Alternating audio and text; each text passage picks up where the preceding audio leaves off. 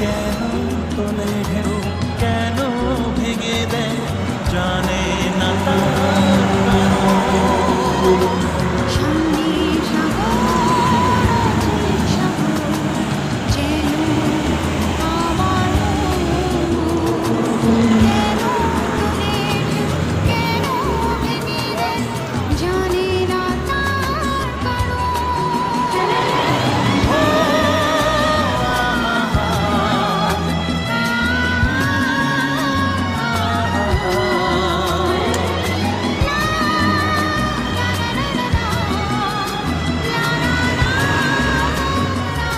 সুপ্রভাত বন্ধুরা, সারা রাত বাস সফরের পর এসে পৌঁছেছি এই দীঘা সমুদ্র সৈকত। দীঘা সমুদ্র সৈকত ভ্রমণ পিপাসু মানুষদের ভিড়ে ভর্তি এবং বেলা বাড়ার সাথে সাথে ভিড় বাড়ছে। আমরা খুব সকালেই এসেছি সমুদ্র দেখার জন্য এবং তার সাথে সাথে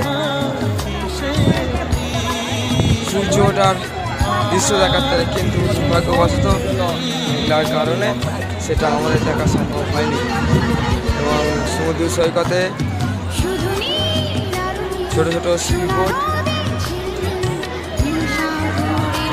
নামছে এবং রেডি হচ্ছে।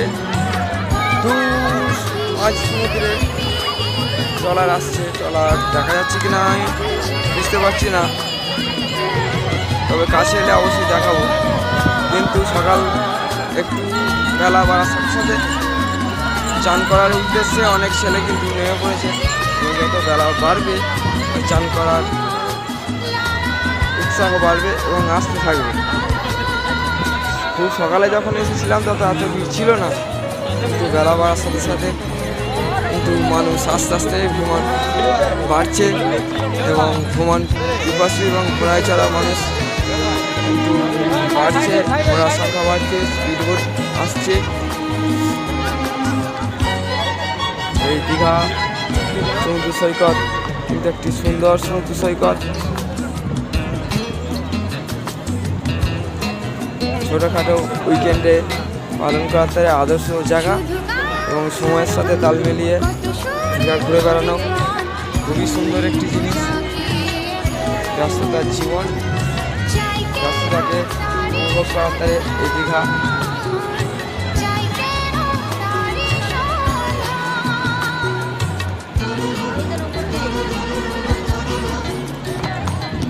দীঘা আমাদের আপনাদের সকলেরই প্রিয়।